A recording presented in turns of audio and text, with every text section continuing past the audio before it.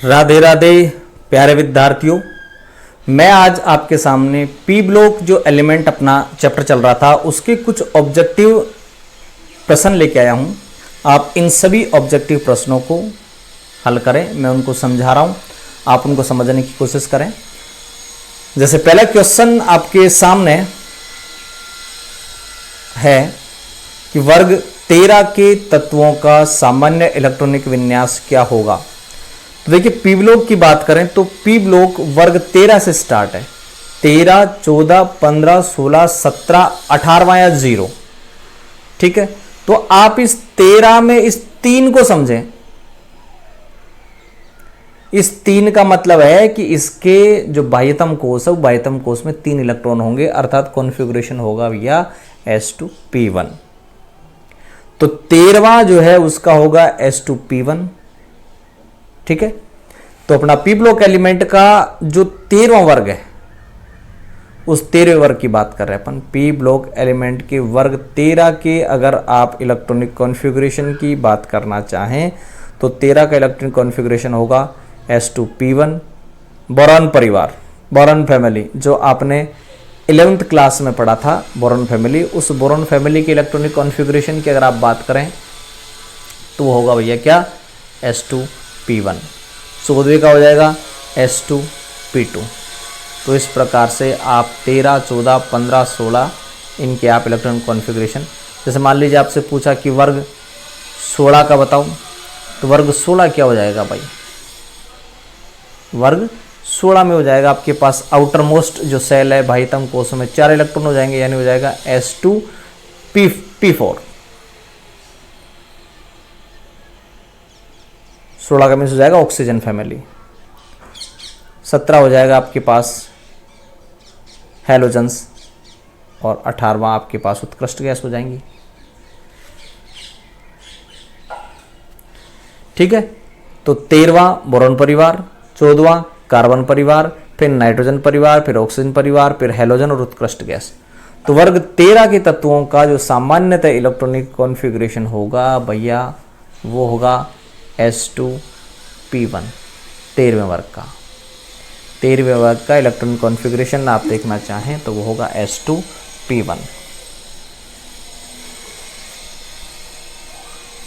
ठीक है, तो पहला प्रश्न आपको समझ में आ गया होगा कि इसका कॉन्फ़िगरेशन क्या हुआ भाई, NS2NP1 वर्ग 13 के तत्वों का इलेक्ट्रॉनिक कॉन्फ़िगरेशन। ठीक है, 14वें का बताओ,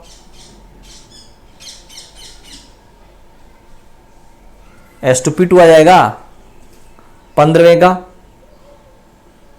S2P3, 16वें का S2P4, 17वें का S2P5। आई बात समझ में? अगला क्वेश्चन चले, समझ में आ गया हो तो। वर्ग 13 का S2P1, 14 का बोलो S2P2। ठीक है भाई, तो 13, 14, 15, 16 इन तत्वों का अगर इलेक्ट्रॉनिक कॉन्फ़िगरेशन देखना चाहें तो इनका इलेक्ट्रॉनिक कॉन्फ़िगरेशन होगा भैया, देखो 13, 14, 15, 16 मैंने लिख दिए। 13 है S2P1 आ जाएगा, S2P1 आ जाएगा। 14वें का S2P2 आ जाएगा।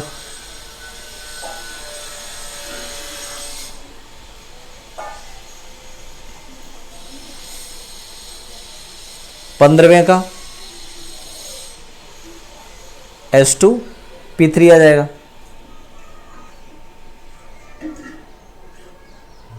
3 तो 5 जाएंगे ना। 16वें का S2P4 आ जाएगा।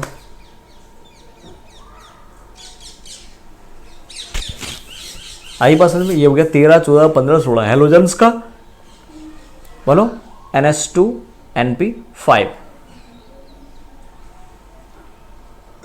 उत्कृष्ट गैसों का NS2NP6 स्टेबल कॉन्फ़िगरेशन उत्कृष्ट गैसों का। तो पहला आपके पास वर्ग 13 का ऑप्शन से आ गया NS2NP1 ऑप्शन ए।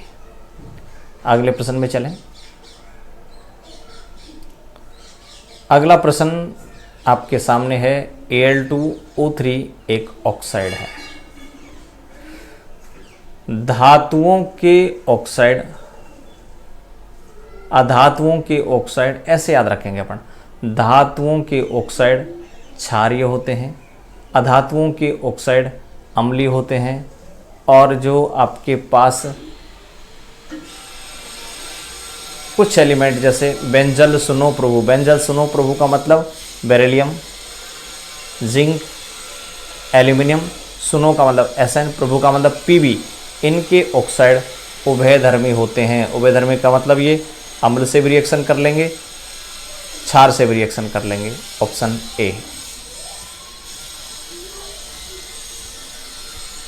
अधातुओं का ऑक्साइड अम्लीय, धातुओं का क्षारीय, और जो आपके पास मेटलॉइड उपधातु उनका उभयधर्मी। और इसके अलावा बेरिलियम है, जिंक है, एल्यूमिनियम है, लेड है, टिन है, इनके ऑक्साइड उभयधर्मी प्रकृति के होते हैं। बेंजल सुनो प्रभु, बेंजल सुनो प्रभु का मतलब बेरिलियम, जिंक, एल्यूमिनियम, सुनो Sn, प्रभु Pb। अगले प्रश्न की तरफ चलते हैं। तीसरा प्रश्न आपके सामने है कि भाई किस अयस्क से एल्यूमिनियम धातु प्राप्त की जा सकती है। तो ध्यान दें, बॉक्साइट जो अयस्क है वो बॉक्साइट अयस्क एल्यूमिनियम का अयस्क होता है। ठीक है, तो आपके पास आंसर हो गया ऑप्शन डी कि बॉक्साइट एल्यूमिनियम का अयस्क है, और व्यापारिक रूप से एल्यूमिनियम इसी बॉक्साइट से प्राप्त की जाती है। ठीक है, क्वेश्चन आपके पास हो गए 3। अगले प्रश्न की तरफ अगर अपन चलें तो उससे पहले एक चीज़ ध्यान रखें, ये जो पी ब्लॉक एलिमेंट है इसके सारे प्रश्न आप हल करें। जब तक आप इन प्रश्नों को हल नहीं करेंगे तब तक आपको बातें क्लियर नहीं होनी। और इस चैनल को सब्सक्राइब ज़रूर करें, ये ज़रूर ध्यान रखें भाई।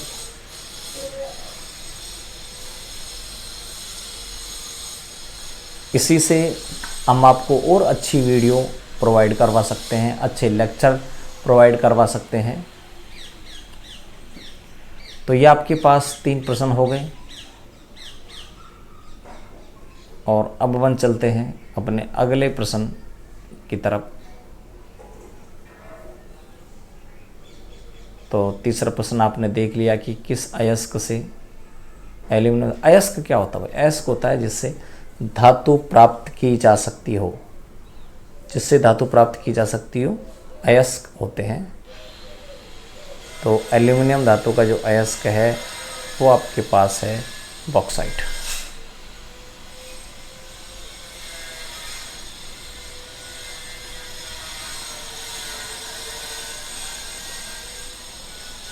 अगला प्रश्न अपन देखें,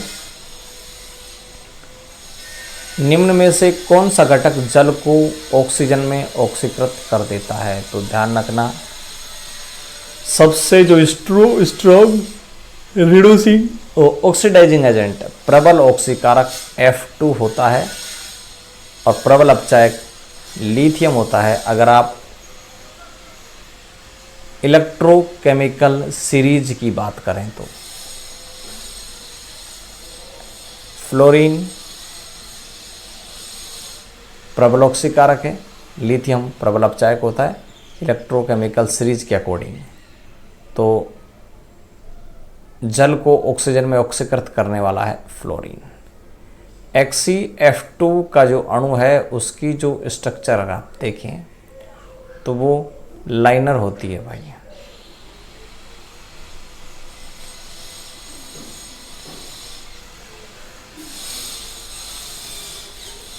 HCF2 अणु की अगर आप स्ट्रक्चर देखें, आकृति देखें तो वो होती है लाइनर या रेखीय।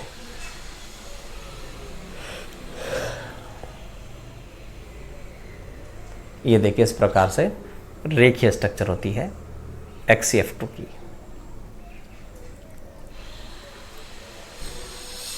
अगला प्रश्न है कि भाई आयोडीन की खोज किस वैज्ञानिक ने की थी? कुछ एक प्रश्न यहाँ पर मैं इस प्रकार के ऐड कर रखे हैं अपन ने, जिनमें कुछ वैज्ञानिकों के नाम दिए गए हैं तो यहाँ पर आयोडीन की जो खोज है वो कुटवी ने की थी, तो आपका ऑप्शन डी राइट होगा। ठीक है, अगला प्रश्न चलते हैं अपन, निम्न में से किस तत्व की अधिकतम इलेक्ट्रॉन बंधुता पाई जाती है। इलेक्ट्रॉन बंधुता होती क्या है भाई? जब किसी एलिमेंट के बाह्यतम कोश में एक इलेक्ट्रॉन जोड़ा जाता है ना, तो अट्रैक्शन के कारण जो एनर्जी बाहर निकलती है, उस बाहर निकलने वाली एनर्जी को इलेक्ट्रॉन बंधुता कहा जाता है। और बाद में जब इस इलेक्ट्रॉन को बाहर निकालोगे तो दी गई ऊर्जा आयनन विभव कहलाती है। ठीक है, तो इलेक्ट्रॉन बंधुता सबसे ज़्यादा होती है क्लोरीन की, होनी चाहिए थी फ्लोरीन की, ध्यान रखना, लेकिन होती किसकी है? क्लोरीन की, क्योंकि क्लोरीन आसानी से इलेक्ट्रॉन ग्रहण कर लेता है। इलेक्ट्रॉन ग्रहण करने की प्रवृत्ति इलेक्ट्रॉन बंधुता कहलाती है। सूती वस्त्रों के विरंजन हेतु प्रयुक्त अभिकर्मक है। तो ध्यान रखना, जो नवजात क्लोरीन है वो नवजात क्लोरीन बहुत अच्छा विरंजक होता है भाई। तो नवजात क्लोरीन को आप सूती वस्त्रों के विरंजन हेतु प्रयुक्त कर सकते हैं। सूती वस्त्रों की विरंजन हेतु प्रयुक्त कर सकते हैं किसको? नवजात क्लोरीन को।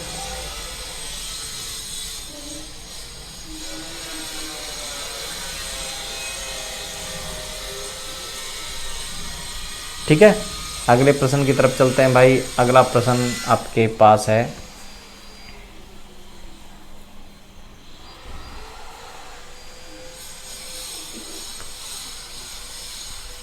तो इसका आंसर तो हो गया आपके पास भी, नवजात क्लोरीन। आदर्श गैसों की जो जानकारी थी वो सबसे पहले कौन से वैज्ञानिक ने दी थी?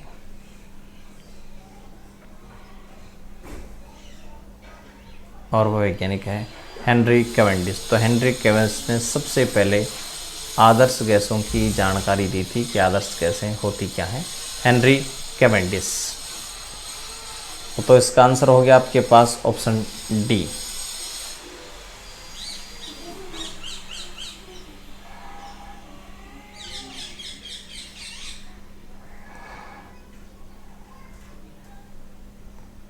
दसवां प्रश्न आपके सामने है कि हीलियम का मुख्य स्रोत क्या है। तो हीलियम, ध्यान रखना, मेनली सूर्य में पाई जाती है। सूर्य में जो एनर्जी का सोर्स है ना, वो ये ही हीलियम और हाइड्रोजन के समस्थानिक होते हैं, जिनसे नाभिकीय संलयन क्रिया द्वारा ऊर्जा प्राप्त होती है। तो हीलियम का जो मुख्य सोर्स है वो है सूर्य। अगला प्रश्न अपन देखते हैं, इसका तो आंसर हो गया आपके पास सी।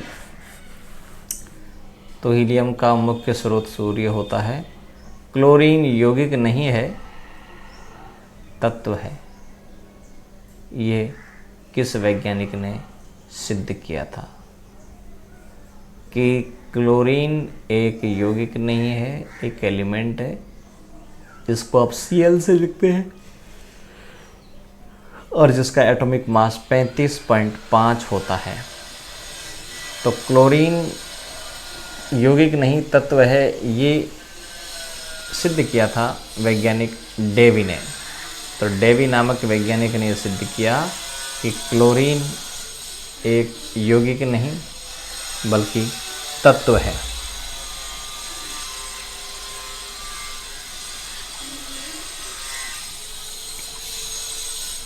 आंसर हो गया इसका डी। ठीक है भाई, अब इसी अगले आंसर के बाद अपन लेते हैं अगला प्रश्न। टेफ्लॉन बहुलक के निर्माण में प्रयुक्त हैलोजन है। टेफ्लॉन ऐसा बहुलक है जो बर्तनों पर नॉन स्टिक लेयर बनाने में इसका उपयोग किया जाता है, टेफ्लॉन का। ठीक है भाई, और इस टेफ्लॉन को बनाने के लिए जो प्रयुक्त हैलोजन है वो है फ्लोरीन, क्योंकि टेट्राफ्लोरो एथीन का बहुलक है टेफ्लॉन, टेट्राफ्लोरोएथीन।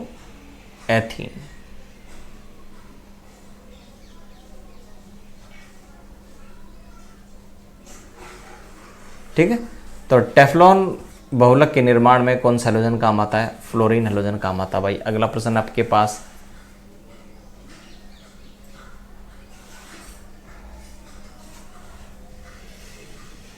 ये देखो मैंने ये लिख दिए FCl Bri। ये FCl Bri क्या है? ये वर्ग 17 के एलिमेंट हैं।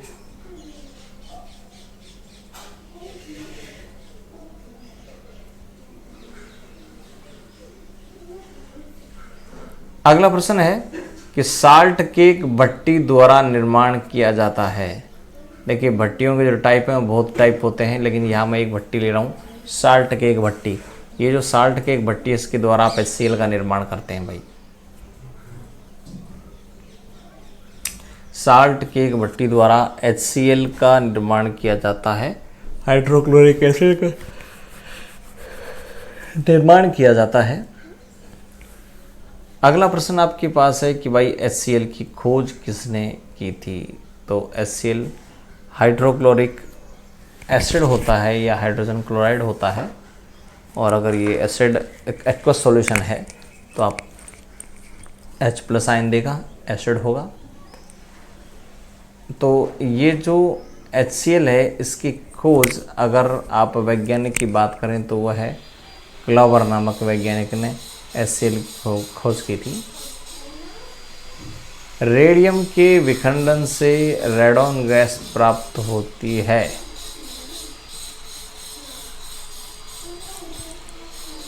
रेडियम के विखंडन से रेडॉन गैस प्राप्त की थी किसने? डार्क नामक वैज्ञानिक ने। रेडियम के विखंडन से रेडॉन गैस प्राप्त की थी किसने? डार्क नामक वैज्ञानिक ने। रेडियम होता है Ra और इससे रेडॉन Rn प्राप्त की थी कौन से वैज्ञानिक ने? डार्क ने।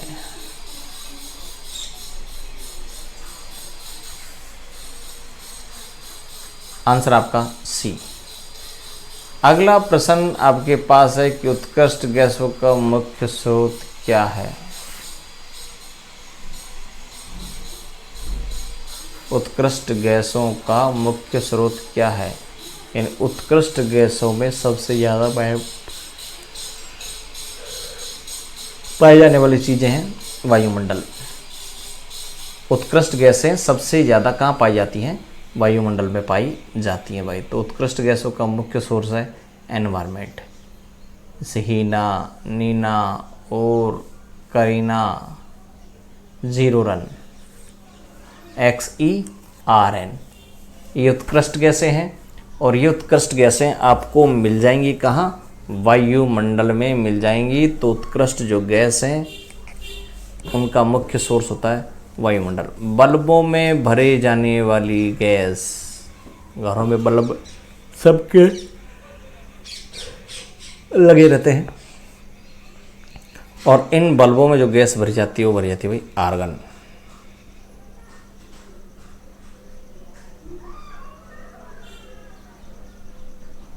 तो आपका आंसर आ गया, अजमंती करनी था क्या?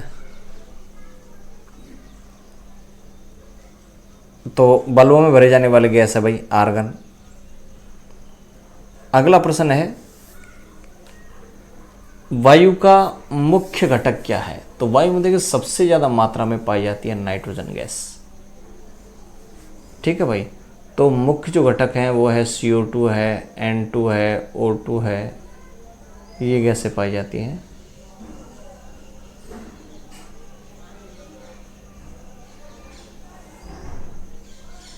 सब ज़्यादा नाइट्रोजन पाई जाती है एनवायरनमेंट में।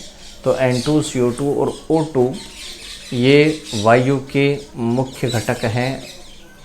तो आपके पास हो गया ऑप्शन ए। अगला प्रश्न है Cl2O की आकृति कैसी होगी? पानी आपने देखा था एक ऑक्सीजन के साथ 2 हाइड्रोजन जुड़े हुए रहते हैं कोणीय रूप से। तो जैसे H2O में ऑक्सीजन के 2 हाइड्रोजन जुड़ते हैं, वैसे ही ऑक्सीजन के 2 क्लोरीन जोड़ दो, वही कोणीय आकृति हो जाएगी। पानी की तरह बॉन्ड एंगल डिफरेंस होंगे। ठीक है, तो Cl2O क्या करती, कोणीय होती है भाई।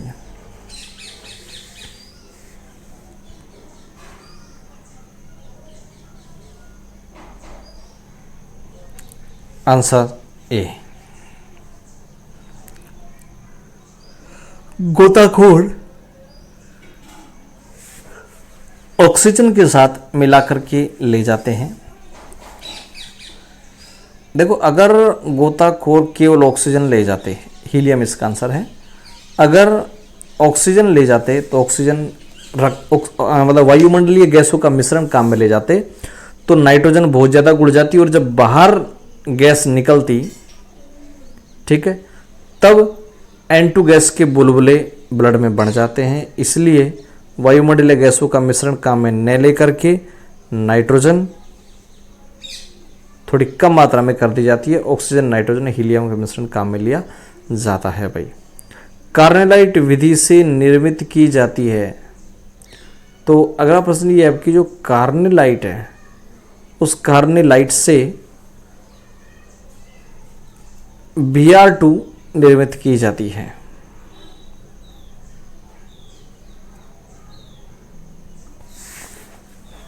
तो कार्नेलाइट विधि से Br2 निर्मित की जाती है। अगला प्रश्न अपन देखें, आंसर सी आ गया इसका। अम्लराज एक मिश्रण है। दो अगर आप स्ट्रॉन्ग एसिड HCl और HNO3 को मिला दें तो ये अम्लराज बन जाता है। महत्वपूर्ण बात यह है, याद रखने वाली, इनका रेशो, अनुपात। तो HCl का और HNO3 का जो अनुपात है वो अनुपात बड़ा इंपॉर्टेंट है और वो अनुपात होता है कि HCl होता है 3 भाग और HNO3 होता है 1 भाग, यानी HCl और HNO3 का अनुपात होता है 3:1। 3:1।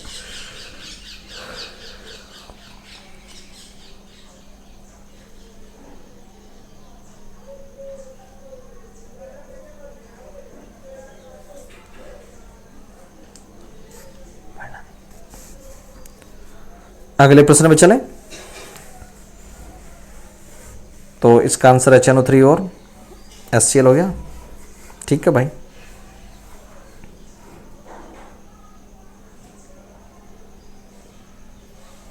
तीन अनुपात 1 अम्लराज का।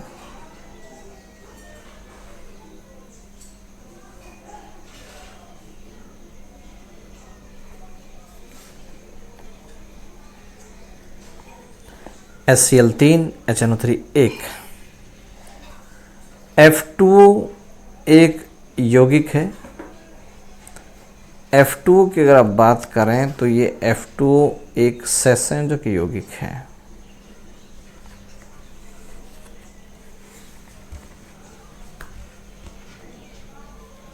तो F2O क्या है, एक कोवलेंट कंपाउंड है, सहसंयोजक यौगिक है।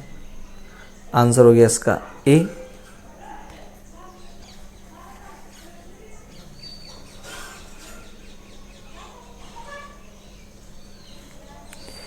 ब्लीचिंग पाउडर में उपस्थित क्लोरीन की मात्रा होती है। ब्लीचिंग पाउडर का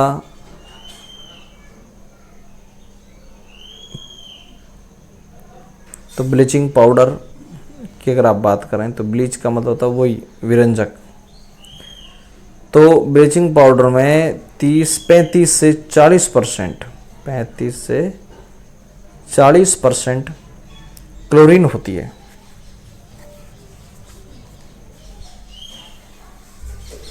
तो ब्लीचिंग पाउडर में उपस्थित जो क्लोरीन की मात्रा है वो होती है भाई 35 से 40%। और अगला क्वेश्चन लेते हैं अपन, XeOF4 की संरचना कैसी होती है। तो XeOF4 में से 4 तो XeOF4 की अगर आप स्ट्रक्चर देखें तो यहाँ जीनोन केंद्रीय परमाणु हो जाएगा, 1 ऑक्सीजन ऊपर हो जाएगा, 4 ऑक्सीजन वर्ग के चारों कोणों पर हो जाएंगे और इस प्रकार स्ट्रक्चर हो जाएगी वर्गाकार पिरामिडल स्ट्रक्चर हो जाएगी XeOF4 की। ठीक है, तो HCl4 की जो स्ट्रक्चर है वो है वर्गाकार पिरामिडल। आंसर बी इसका राइट होगा। निष्क्रिय गैसों के आयनन विभव होते हैं। आयनन विभव आईपी या आयोनाइजेशन एंथैल्पी होती है बाह्यतम कोश से एक इलेक्ट्रॉन निकालने के लिए आवश्यक ऊर्जा। अब निष्क्रिय गैसों के दोनों ही जो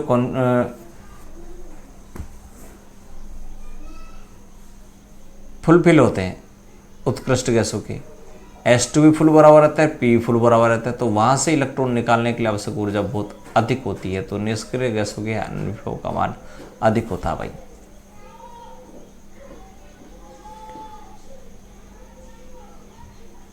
अगला प्रश्न है XeOF2 की संरचना कैसी होती है? तो XeF4 है भाई। तो अपन क्या करेंगे, जीनोन का एक्साइटेड स्टेट ले आएंगे, एक्साइटेड स्टेट लाने के बाद Xe की तो XeF4 की जो स्ट्रक्चर है वो होती है भाई वर्गाकार समतल। XeF4 की जो स्ट्रक्चर होती है वो होती है वर्गाकार समतल।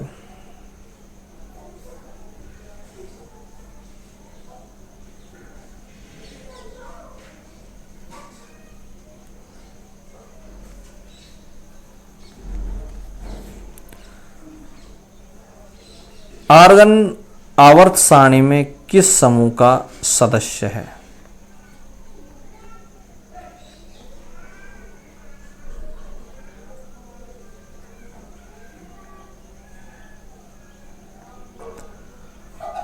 तो 0 या 18वें वर्ग का सदस्य है आर्गन। 0 बोल दें, 18वां बोल दें। Answer B. नोबल गैसें होती हैं, हीलियम है, नियोन है, आर्गन है, ये सारी सारी गैसें एक परमाणुवीय गैसें होती हैं। एक परमाणुवीय गैसें होती हैं भाई। ये हीलियम हो गया, नियोन हो गया, आर्गन हो गया, एक परमाणुवीय गैसें हैं ये।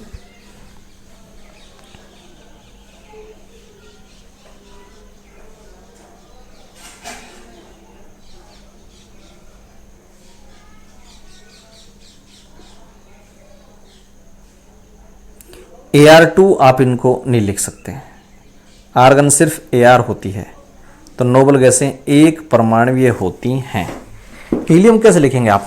He लिखेंगे, He2 नहीं लिखेंगे आप नोबल गैसों को।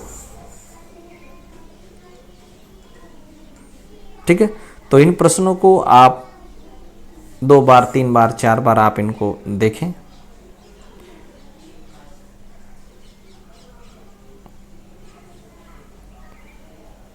निम्न में से कौन ज्ञात नहीं है? तो ध्यान रखना XeCl4 ज्ञात नहीं है।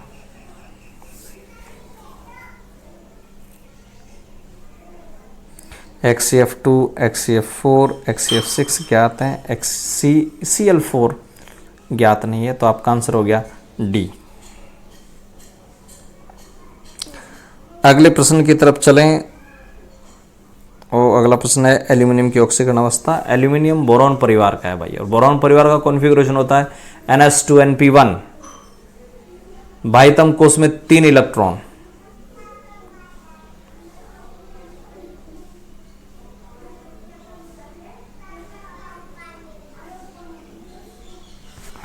आप इसको ऐसे लिख सकते हैं एल्यूमिनियम को 283 K-Li में, K कोश में 2, L कोश में 8 और M कोश में 3 इलेक्ट्रॉन है, 3 को त्याग सकता है, +3 OH शो करता है एल्यूमिनियम। हैलोजन आवर्त सारणी में किस वर्ग में आते हैं भाई? तो हैलोजन आते हैं भाई आपके पास 17वें वर्ग में। 12वां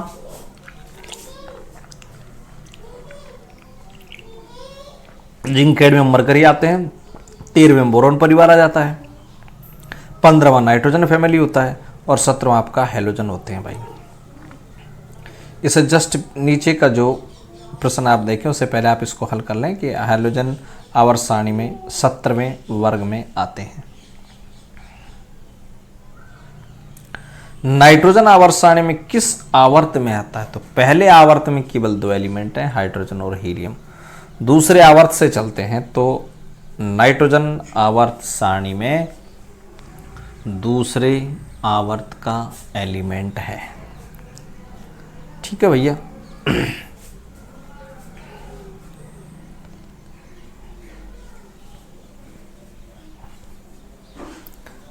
तो नाइट्रोजन आवर्त सारणी में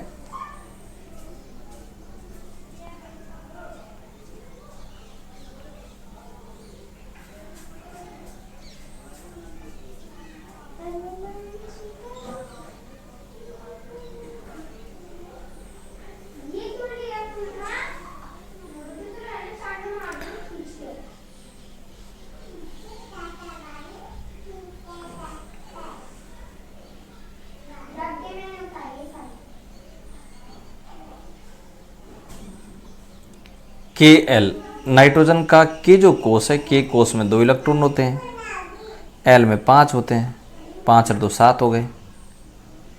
ठीक है भाई। तो नाइट्रोजन का जो परमाणु क्रमांक है वो होता है 7 इलेक्ट्रॉन है। के में 2 इलेक्ट्रॉन होते हैं, एल में 5 होते हैं। ठीक है भाई। तो आपका आंसर हो गया बी कि आवर्त सारणी में किस आवर्त में आता है, और उसका आंसर आपके पास है बी। क्लोरीन प्रबल ऑक्सी अम्ल है। क्लोरीन का प्रबल ऑक्सी अम्ल कौन सा है? तो इसका आंसर होगा भाई HClO4, क्योंकि HClO4 में अगर आप Cl की OS निकालना चाहेंगे तो Cl की OS आएगी +7, HClO में Cl की OS आएगी +1। तो A में +1 है, B में +2 है, फिर +3 है, +4, OS बढ़ती जा रही है, OS बढ़ती जाएगी तो एसिडिक स्ट्रेंथ भी बढ़ती जाएगी। इस हिसाब से D आपका राइट आंसर है HClO4, क्योंकि इसमें Cl की OS या ऑक्सीडेशन स्टेट +7 है। OS जैसे बढ़ती जाएगी एसिडिक स्ट्रेंथ भी बढ़ती जाएगी भाई। अगला प्रश्न अपन लेके आए हैं कि फ्लोरीन को विशिष्ट अम्ल की संज्ञा दी थी किस वैज्ञानिक ने? वैज्ञानिक का नाम पूछा गया है कि फ्लोरीन को विशिष्ट अम्ल कहा गया है, विशिष्ट अम्ल की संज्ञा दी गई थी, कौन सा वैज्ञानिक था? और वो वैज्ञानिक था सीले। इस सीले ने फ्लोरीन को विशिष्ट अम्ल की संज्ञा दी थी। आंसर हो गया आपका ऑप्शन ए। तो ऑप्शन ए आपका है जिसमें ये कहा गया कि फ्लोरीन विशिष्ट अम्ल है। ठीक है। और कल अपन अलग वीडियो लेकर के फिर मिलेंगे। ठीक है। तब तक आप इन्हीं प्रश्नों को हल करते रहें, देखते रहें। मैं ऐसे ही पूरे नाइट्रोजन फैमिली में और प्रश्न आपके पास लेके आता रहूँगा। उन प्रश्नों को आप देखते रहना, हल करते रहना। जब तक आप प्रश्न सोल्व नहीं करेंगे, हल नहीं करेंगे, तब तक आपकी अच्छी प्रिपरेशन नहीं होगी। ठीक है। कल फिर मिलते हैं। नमस्कार, धन्यवाद।